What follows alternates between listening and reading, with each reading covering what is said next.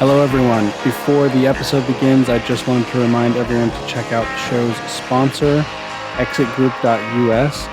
Also, please consider becoming a paid subscriber to this show. This episode is going to be, I think the first 40 minutes are free, but everything after that is going to be for paid subscribers, and that's over on the Substack. Thanks. Now enjoy the show. Yeah, welcome everyone. This is the Granite Mountain Movie Club. I've got Arturo here. Hello. Yeah, hi Arturo. We are here talking about Eddington, the new movie from Ari Aster. There's so much to talk about in this movie. There's so much going on. And before that, though, I'm a little curious. What did you think of Ari Aster before this movie? Like, did you watch his other stuff? What do you think? Well, I mean, I've been a pretty big fan of his. He has had 3 movies so far. Hereditary, 2018. Most people will probably be familiar with this film. In my opinion, that's one of the best movies of the century. I mean, I'm a huge fan of that film. I think it's like, I remember seeing it in theater, and like the sort of the ingredients are like normal horror fare. It's not exactly breaking any new ground with like the story or even the setting, but just the level of like tenseness and like domestic unease that like he was able to integrate into that film, I thought was like superb. So I think even if all of his other movies were shit, I think I would still hold him in high esteem solely for that movie. Then there was Midsommar, the sort of like Wicker Man-ish Swedish cult film, which I also liked. People didn't like it as much. I thought it was really good. I remember I didn't see it when it came out. I saw it for the first time after I'd gotten into a huge fight with my girlfriend at the time, which if anyone's seen the film will find that an invigorating sort of a setting to see the film in for the first time, because it certainly is another, I think he describes it as like a relationship film, like a bad. And then your girlfriend took you to Sweden or something, and well, I think she would. I certainly think she would have liked to. That was definitely the. And then Beau is Afraid, the third movie. I'm going to be honest. I'm a big Aster head. I've still not been able to finish that movie. It's just too like, ugh. But like he definitely has like a specificness, like an auteurist spirit, and like a vibe, a through line through all his films, which I appreciate.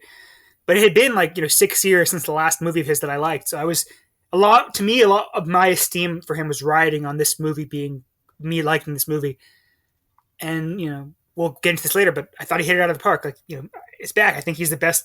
He's reclaimed his title for me as the best out right now, as the best director of his generation or whatever.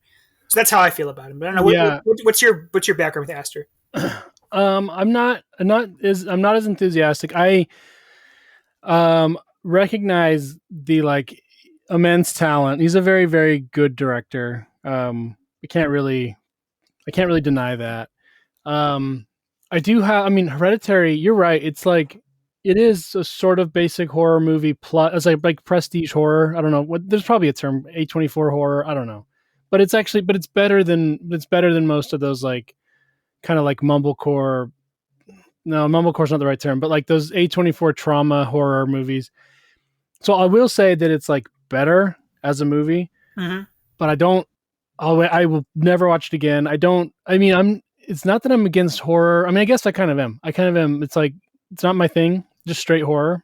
Yeah. I do like things that are scary and like have like some sort of eerie aspect to them or supernatural, but I'll probably never watch that one again. Cause it's like, man, I think he like, he may have actually talked to the devil when he made that, or whatever whatever,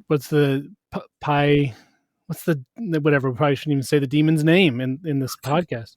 Yeah. Let's start with a P. But yes, he's obviously very good. And then Midsommar, again, it's like, it looks really cool. It's kind of, everyone says this, but it's cool to have a horror movie outside in the light. I don't know if there's any night scenes. I mean, there are some night scenes, but most of the movies are in the bright sunlight, but it's still spooky and strange.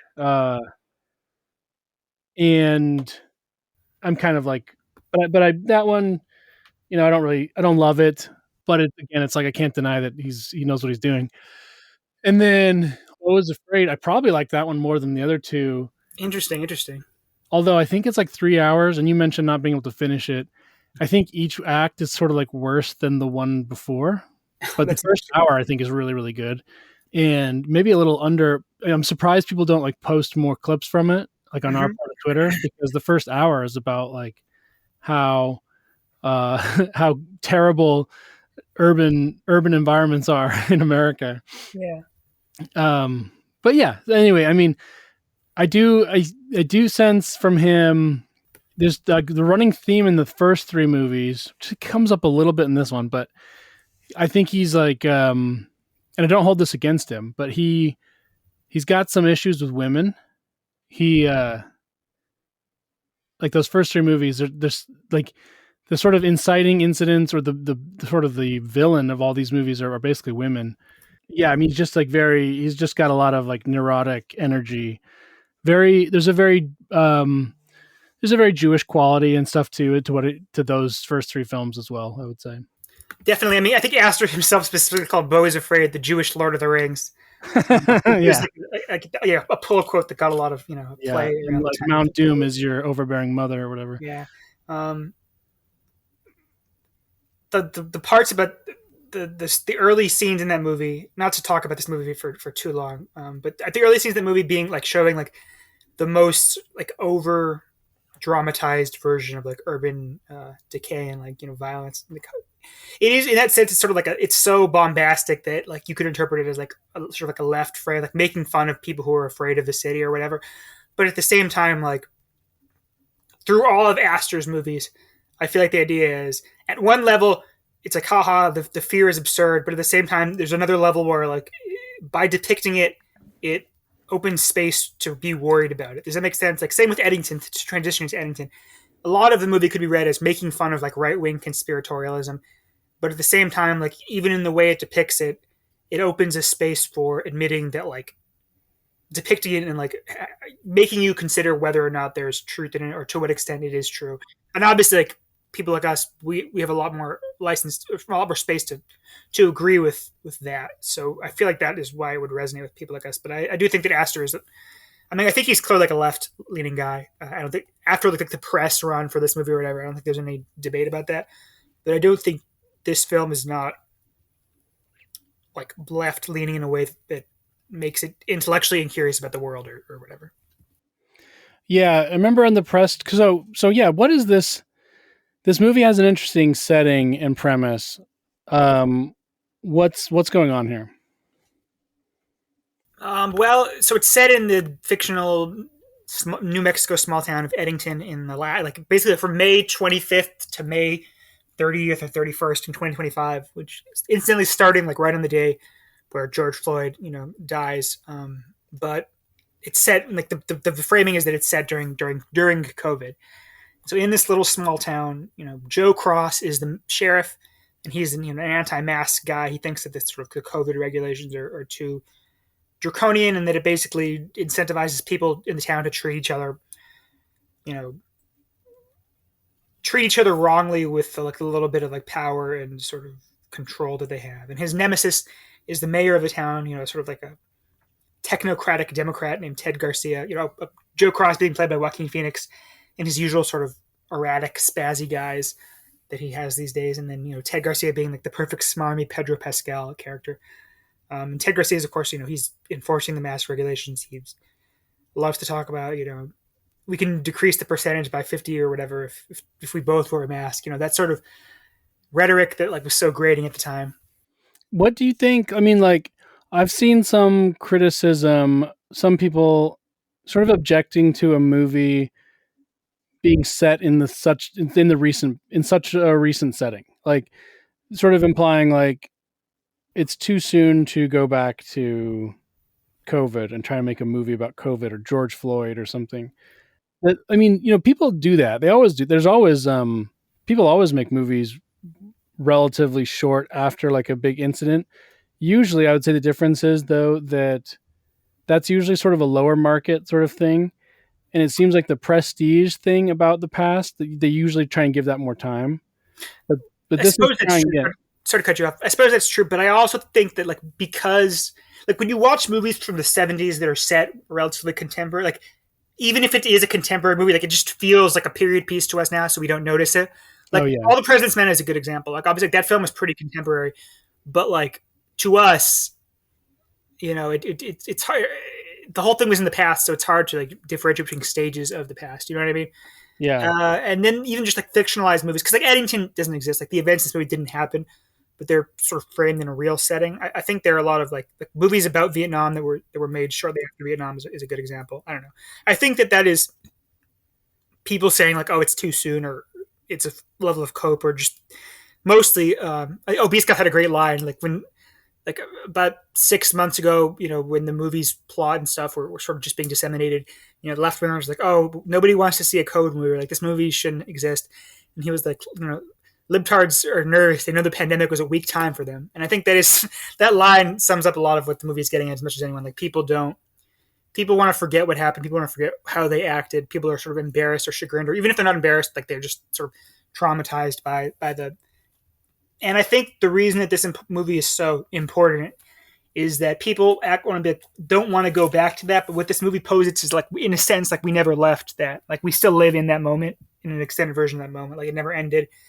And only once we begin to confront that can we move forward. Does that make sense? Yeah, and I agree that it's a weak time for them, especially aesthetically, and they because they've all sort of given up on.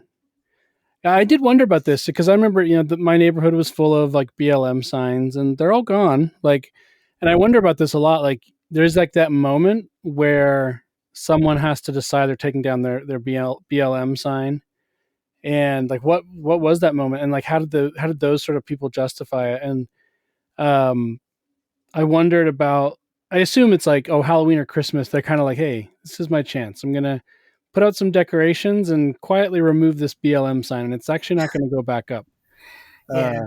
Uh, but and then this movie, very prominently features like teen girls who, or teenagers in general, really buying, or teen girls buying into it very sincerely, and then teen boys buying into it to get to the teen girls, Yeah. buying into all this sort of stuff like white guilt and stuff, or not white guilt, but like anti-racism and stuff.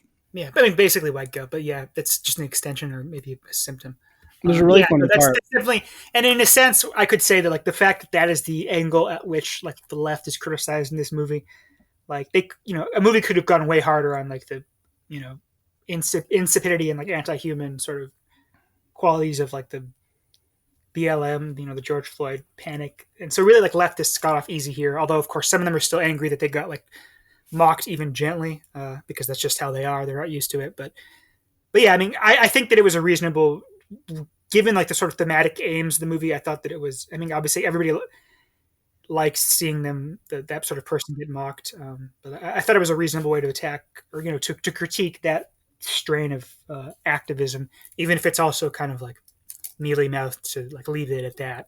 I noticed the movie is very ginger about the subject of like race and like specifically like black people, which is understandable. I mean, they're not really. I mean, there are not really very many of them in the movie, considering that it's New Mexico, where not very many black people live. I mean, honestly, the fact they even had one character was. I mean, I'm sure there's at least one black guy who lives there, but that character did play a large role in the film, which I guess we can talk about later. But yeah, I liked that. I thought it was reasonable inclusion in what some people call like making fun of both sides, which I think is not a really accurate way to put it. But if we're going to talk about like the way that like the left was their relationship to 2020 was dramatized in this film, I thought it was satisfying. All right. So, and just for the listener, I think we're gonna limit spoilers up front. I'll tell you when we're gonna do some spoilers. This movie does take some strange turns. It does. Normally, I don't care about spoilers, but you kind of benefit from not quite knowing what's about to happen. So, in this case, I'll do a spoiler warning. That may also be where I cut off like the free access as well. But yeah, so let's jump a little bit further into the movie. What do you think? If you could like say what this movie is about, what would you say? I guess I would say this movie is about how the way that information is presented to us in our current, like basically in the 2020 era, and afterwards, maybe even before, in the social media era, the internet era, silos us into being able to see like different parts of what's really going on. Like that old, I guess, fable or whatever about the There's like blind men all touching different parts of the elephant, and they all think they're touching something else, but nobody can see the elephant.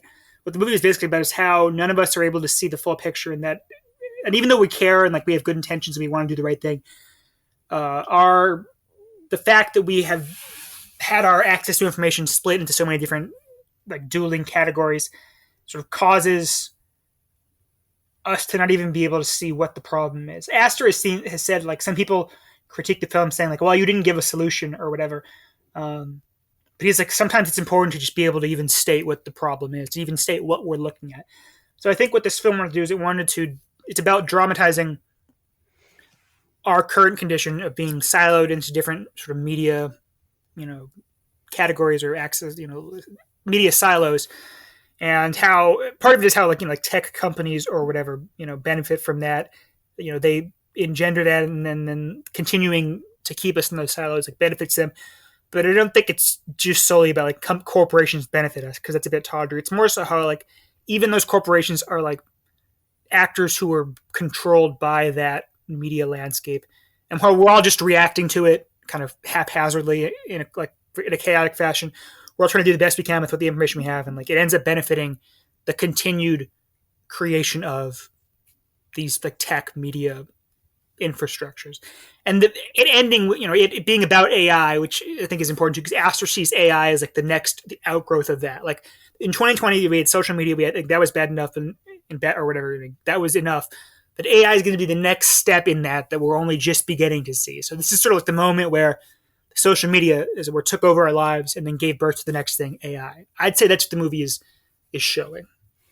Yeah, I think I basically agree, especially on the information part. It's similar to the way that, like, in the modern era, there's an abundance, at least for most people, there's an abundance of available calories. It's like you can eat and eat and eat, and you can get fat, and you can get all these, like, all these sort of dysfunctions and sicknesses or something that are kind of new, because no one in history, people just never had this much access to food. It's Mm-hmm. like similar with your mind and information. Like there's just like there's so much information, and that the typical person is really not equipped to deal with it, and it can be maddening. It can drive someone to like insanity. Definitely true. I mean, if anyone listening could probably think of a few people they know who that's happened to. Not even often political, but not even limited to that. Yeah, and Astor in this film, a lot of it is he wanted to show a community where people they're physically proximate to each other, but like they're so distanced by their digitalization, we could say that like they're not in community at all. Like they're, Yeah, and I mean it's sort of true in life. I'll be frank, like the people on my street, like I don't know them very well, even though I've lived here for a long time. I know people who live across the country on Twitter better than I do my own neighbors, and I'm sure that's not true for everyone. So I won't pretend that it is, but it's probably true for a lot of people. yeah, and it's important too. The movie's set in a small town. Who Not that, no, not that big city people are any necessarily more equipped, um, but like I'm especially sympathetic to small town people who are coming up against like this sort of information. Like to me, and I've felt this way long before the movie, but there's like a certain unfairness. It's just like very unfair to me to imagine like, I don't know if you've ever been to like these small towns where it's funny actually. I've heard people talking recently about how, like, going trans in specific is like this thing that's going down market. Like Yeah, yeah. it used to be sort of like this thing that like some privileged kids or something were sort of playing around with, but eventually like those ideas work their way down, and by the time it gets to like the small communities, the maybe the more sophisticated people or something have moved on. And or I remember this too, like a long time ago I would go to small towns, and kids were like getting into like this goth phase or something, that out in my like where I was from, closer to the city, kids had kids had abandoned that a while ago. But you go to the rural area, and they're like just starting to get into it. Yeah, yeah, that's true. And it's interesting to Um, look at the BLM thing in relation to that. Like temporally, like this was the same period of time that everybody was doing it, and everybody was engaging in like protests, riots, and all that around the world, which you see glimpses of in this film. But like these Eddington kids, feel like they're obligated to get in it too, and so like obviously like not that many people live around there, so they're sort of disappointed by the turnout. They're like, we should go to Santa Fe or wherever. There's more people there, which is sort of interesting to like they understand that like even if they're doing it at the same time, they are behind the times or like they're not where the action is and like wanting to be. That is an interesting sort of side tangent in this film, showing how the I mean, or maybe it's like especially disruptive to these small places. yeah, Like they don't have like if you're in New York or something, and some new social contagion comes out, and it's like the city's seen them all before. The sort of social infrastructure of the city and the culture of the city, they can they can process whatever new social contagion comes along.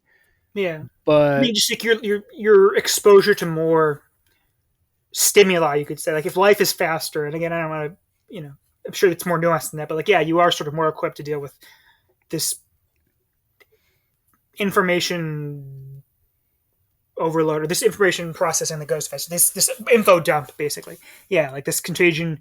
If your life is lived at a slower pace, you're sort of less equipped to deal with all these everything being thrown at you. And I mean, I'm sure it's not true of everyone, but I'd say that what you're saying is probably true, and most would probably agree.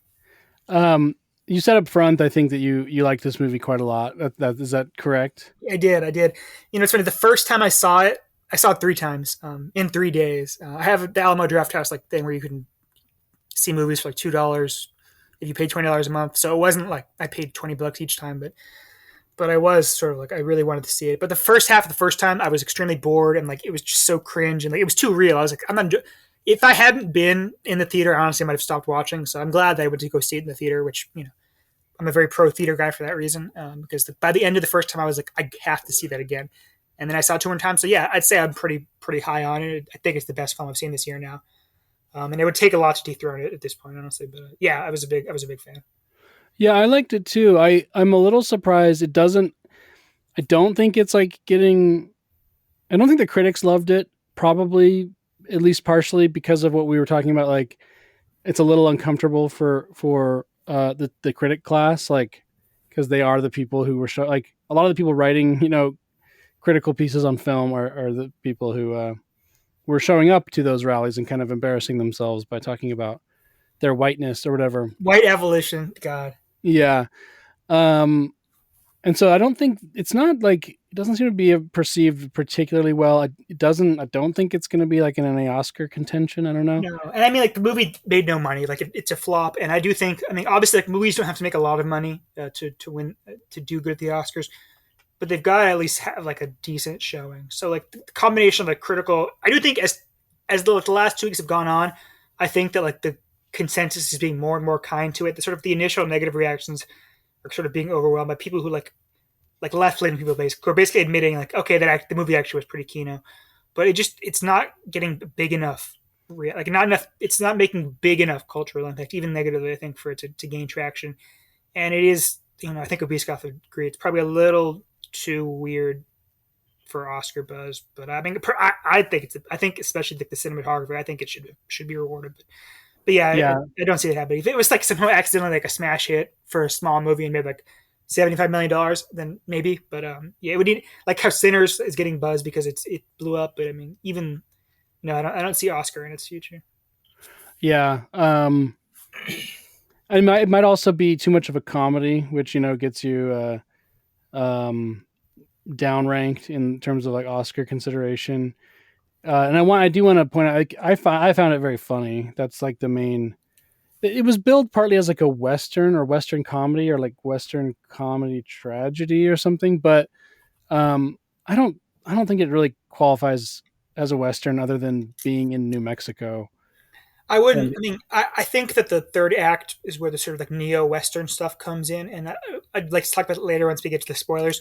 But yeah, you're right. The movie is primarily like a comedic, like a modern farce, and I did yeah, think it was. I did think it was very funny. The more I watched, the more stuff I noticed that made me laugh.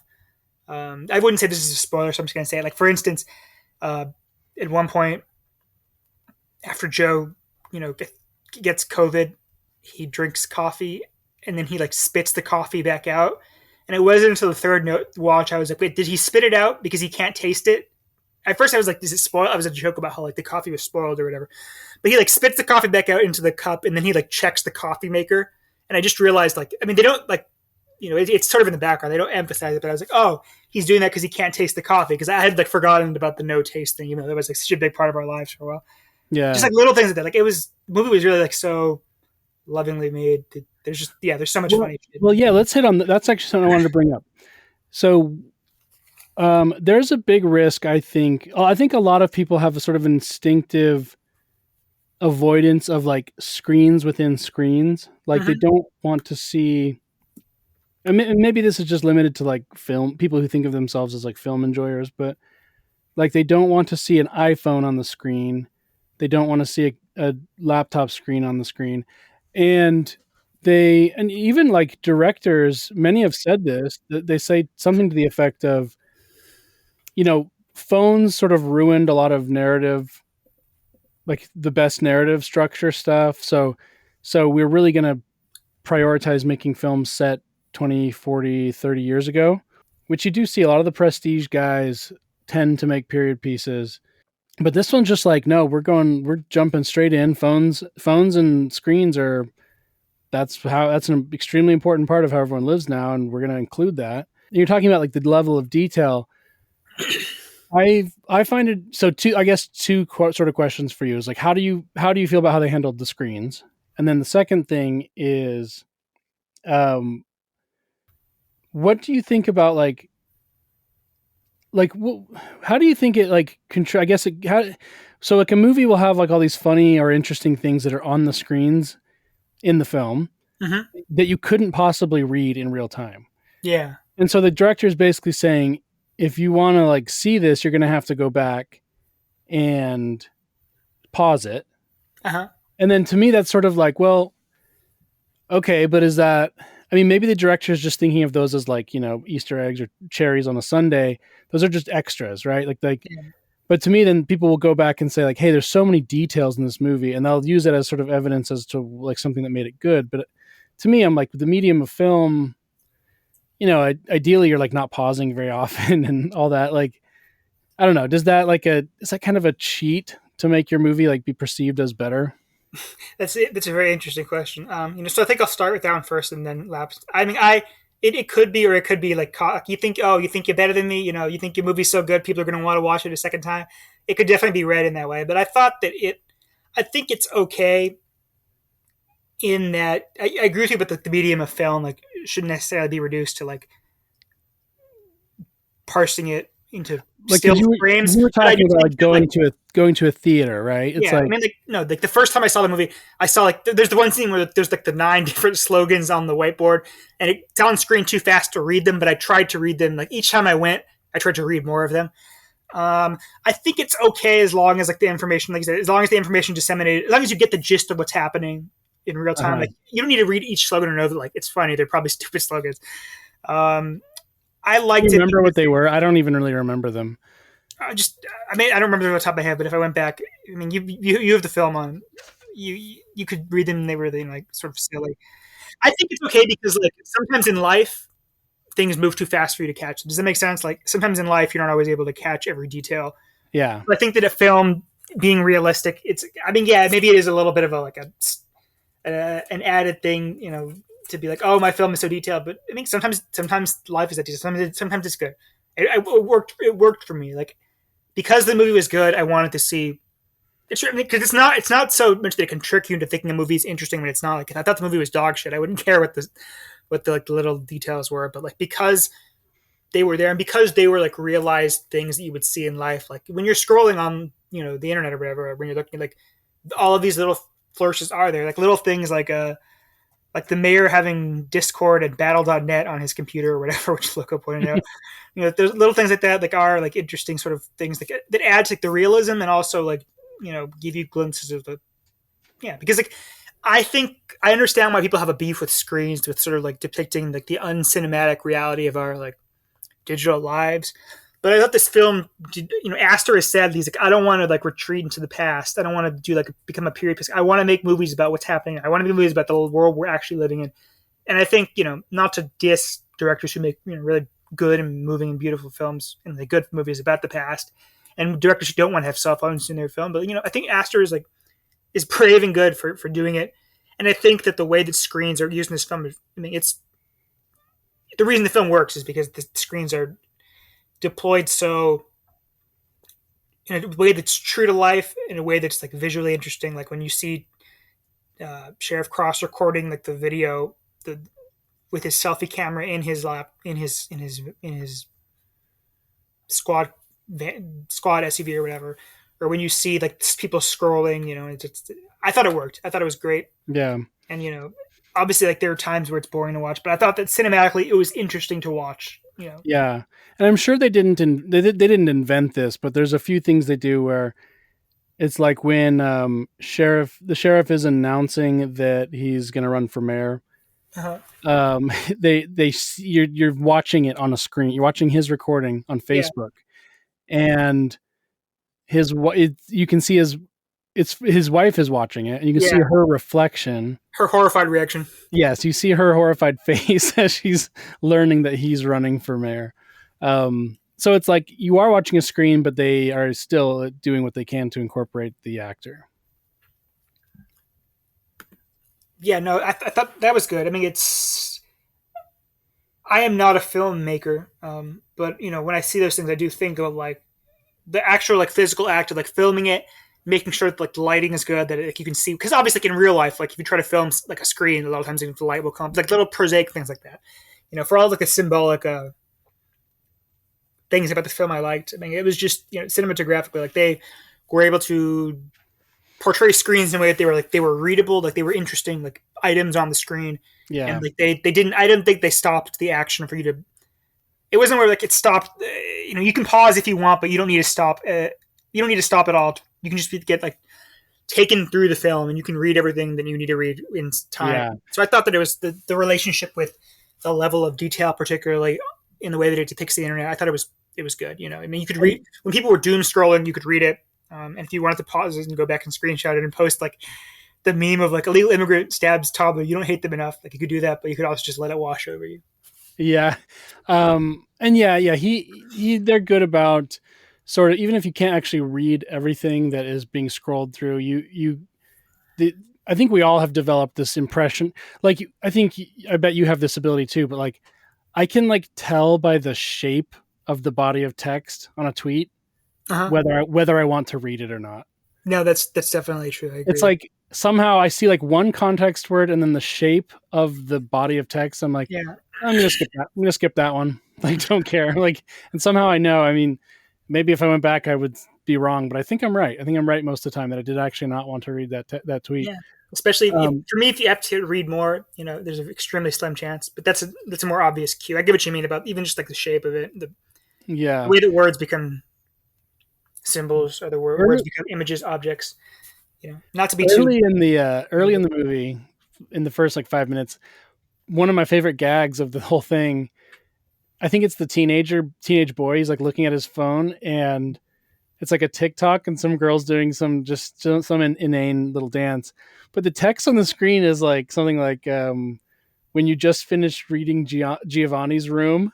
By James Did you look, Baldwin. Yeah. do you know what that book is? I didn't really know. I had It's, to look it up. I mean, to me, James Baldwin, he was like a black author from like the middle of the century and vaguely related to the civil rights movement. But that book is actually about like gay guys in Europe. It's not so Yeah, much.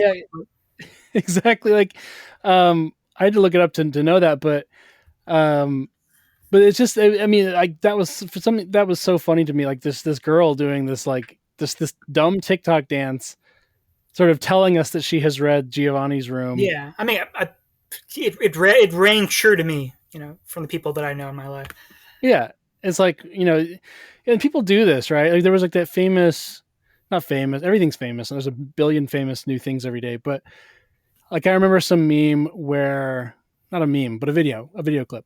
This mom is like, dancing in the ICU, and she's like, when your baby is in the NICU, or I yeah, remember not, that. Yeah, I remember that. and it's like there's this absurdity about the way people are the kind of things people are posting. And so I just thought that Giovanni's room thing was very funny. No, no, I agree. It was funny, and of course, they're the teenage boys. They're sensitive and measured reaction. I made sure to laugh really hard when the kid was like, "Why don't you send her a dick pic?" Yeah, I yeah. did like just. I mean, maybe we're. I don't know. Trying to keep it without spoiling too much. I did like how the mayor's son was like a total he was like a total shitheel and like not sympathetic or even like attractive at all. We can end the spoiler thing here. So anyone who's listening doesn't want to have spoiled, either stop listening. I will probably paywall it right here. Anyways,